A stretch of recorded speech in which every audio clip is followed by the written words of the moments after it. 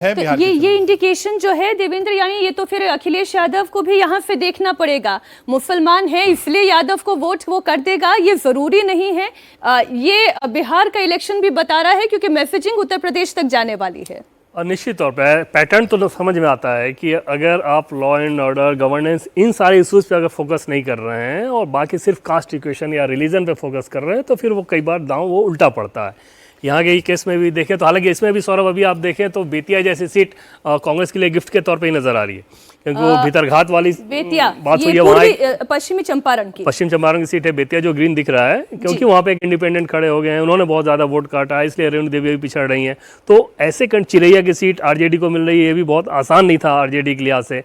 तो ये नज़र आ रहा है कि जो कुछ भी सीटें आपकी आ रही है उसमें भी कोई बहुत एफर्ट आपका हो, पार्टी कोई बहुत स्ट्रेटजी हो, वैसी नज़र नहीं आ रही। इस पूरे अगर आप सीटों की बात करें तो जो अभी इस वक्त पिक्चर हमारे सामने है, कांग्रेस के पास एक वाल्मीकि नगर, एक पश्चिमी चंपारण की बेतिया सीट हो गई, इसके अलावा झंझारपुर की आने वाली फुलपरास सीट हो गई।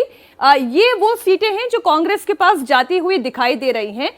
उस हिसाब से अगर कांग्रेस और एआईएमआईएम के प्रदर्शन की भी आप तुलना करें तो मुसलमान शायद एआईएमआईएम के पीछे खड़ा होना बेहतर समझ रहा है, बजाय कि वो कांग्रेस के पीछे खड़ा हो।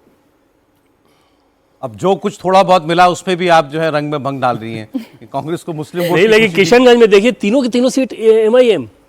जी हाँ, तीन बिल्कुल बिल्कुल। तीन एनडीए, तीन एमआईएम। इसका इंडिकेशन ये भी है कि जो ओवैसी बोल रहे थे कि मुसलमानों को कुछ नहीं दिया जा रहा, सत्ता में भागीदारी नहीं दी जा रही, क्या दरी बचाने के लिए रखे, तो ये सारी बातें जो है वो कहीं ना कहीं मुसलमानों में घर की गई हूँ।